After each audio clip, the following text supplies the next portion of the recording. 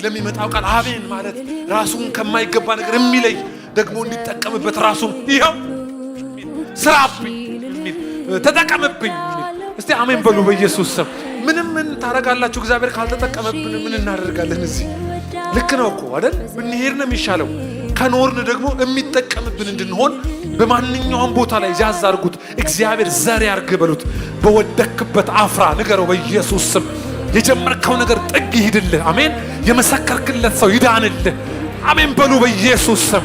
እናንተ ወጣቶች ራሳችሁን ለዚህ አድርጉ።